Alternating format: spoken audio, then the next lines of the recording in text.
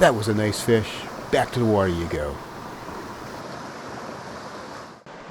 I'm on a creek today that has a mixture of rainbow trout and cutthroat trout. What we're going to do is we're going to work our way upstream. We're going to find a spot to fish. We're going to look at it from above first with the camera. Then we're going to go underwater with the camera. Then we're going to try and fish it. So stay with us.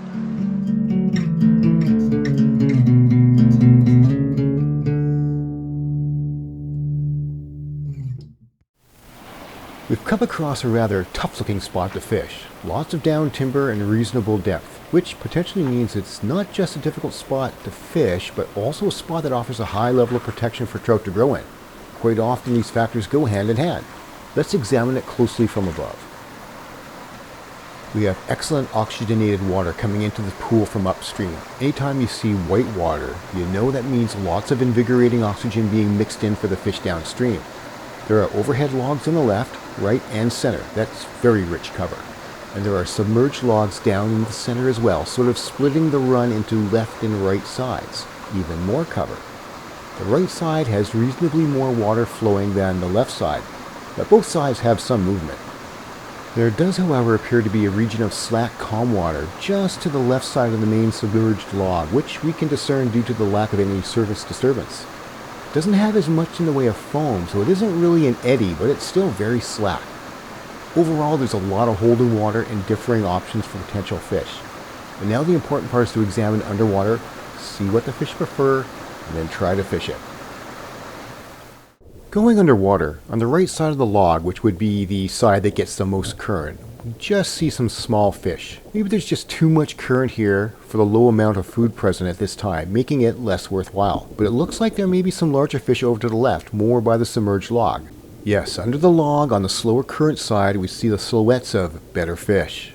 As usual, almost predictably so, there are two things we immediately see. The first is that the trout are positioned at differing angles, implying that at least one fish can see you at all times. Anything that comes into their zone will not be missed or ignored. The second thing is that a fish, whether it is the dominant one or not, I don't know, but my guess it is, immediately comes over to the camera. How often do we see fish react that way with seeming curiosity as soon as we go underwater? Far too often to count. Of course, that's also why a fly change or switching fly patterns very frequently leads to instant results. The fish almost cannot resist something that's new in their environment.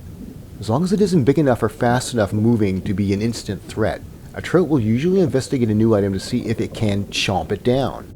Take note of that for the next time you are fishing and confronted with a situation where the fish seem to be unresponsive. Give them new flies and don't repeatedly show the same pattern over and over if it isn't getting results. This guy darted away when I tried to turn my camera towards it earlier, but now he's right back to checking us out again. There are a number of nice fish here, 6 or 7 I believe, and the bigger fish clearly prefer this side of the log over the other. I suspect, as we mentioned before, is due to this side being slightly slower than the other side, and when there's no insect activity, big fish will choose to conserve energy and sit in slightly slower water and wait until either something comes to them or something on a larger scale starts to take place to bring them out. Little fish think less like that. High metabolism rates lead them to be more in the brunt of the fast water almost all the time. Here's a good example of how different the two sides of the log are with respect to the size of fish, and why you have to fish both sides of structure, not just assume that because one side has small fish then the other does too. On the right, faster current, bringing in a multitude of items, bubbles, vegetation, sticks, etc. Like a bunch of psychos, little fish here are swarming all over everything. Nothing gets by without being sampled.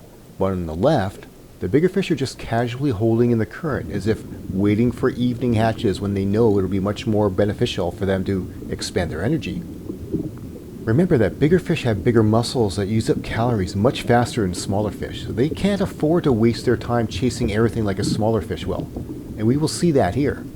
With no active hatch, they're in more energy conservation mode, and you should target that type of water in between hatches if you want to catch bigger fish over smaller fish. If I was planning to target these fish, and I am, I would wade around the bushes to the top end and fish it from an upstream position.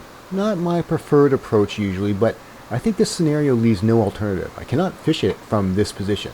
I could bow and arrow cast in that hole from here, but there's no way I could set the hook without hitting an overhanging branch, And then landing a fish would be impossible without banging the fish on every piece of wood, causing far too much damage to something I plan to release anyways. Now, let's put this talk to the test and give it a go, shall we? Okay. The river's back over there. Let's see if I can kind of...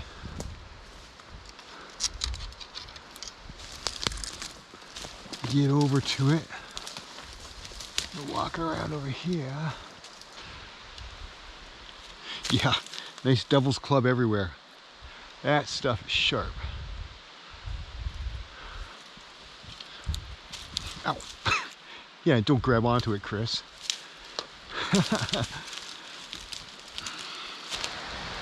I'd be hard pressed to say if another human's put many footprints in here. I don't think I'm going to see many in the sand. Alrighty, I know they're down in there. Can I get at them? I think my best approach is to be from that open bank over there and try and get into that right hand side of the current there on the other side of the white water.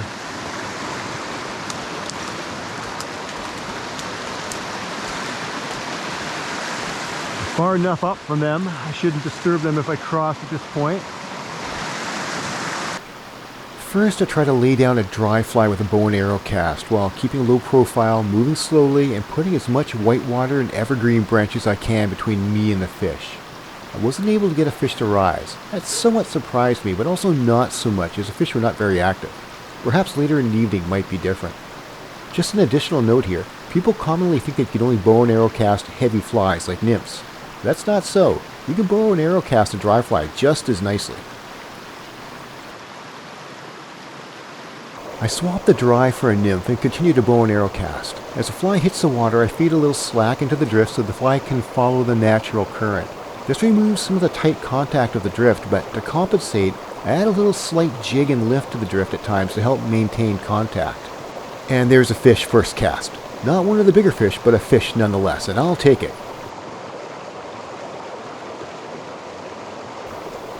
I work myself down to a better landing position.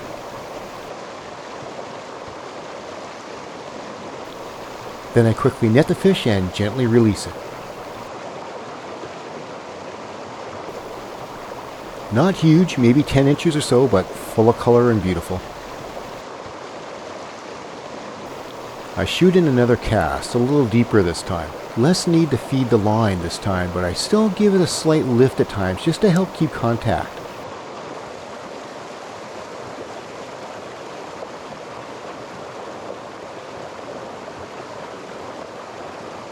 And there's another fish. This one's a bit better.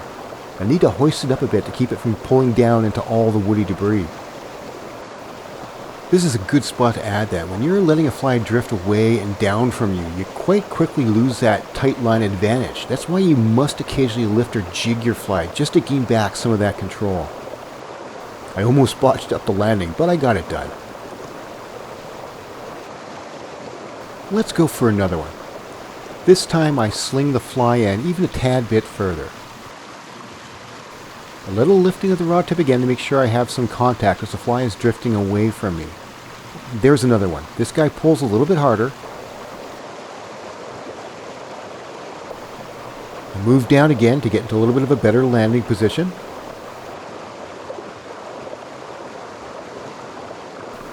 I net the fish.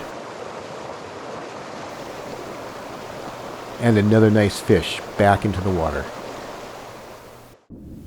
Let's review what we have perhaps observed today. First off, it was early in the day, but we found a very secluded pool where the fish likely felt very safe from predators. Overall, they were very comfortable. There were numerous fish in the pool, probably 20 or more, but how they were using the structure was completely different depending upon whether it was a small fish or a big fish. Literally, they were divided by a log where the water flow conditions were different on either side.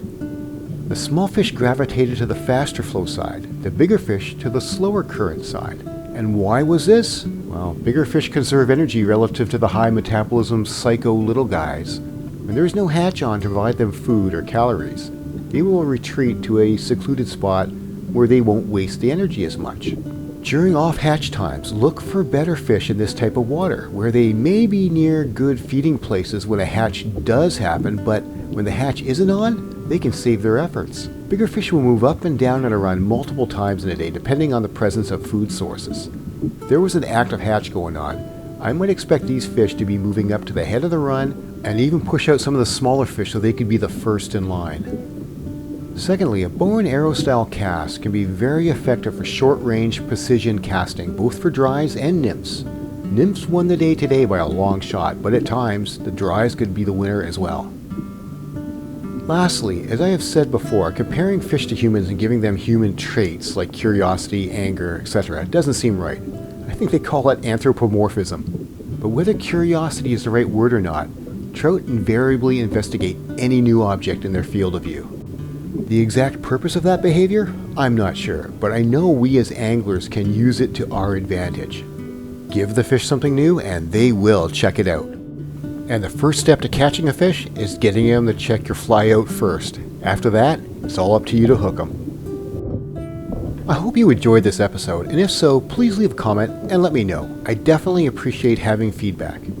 Thank you for watching.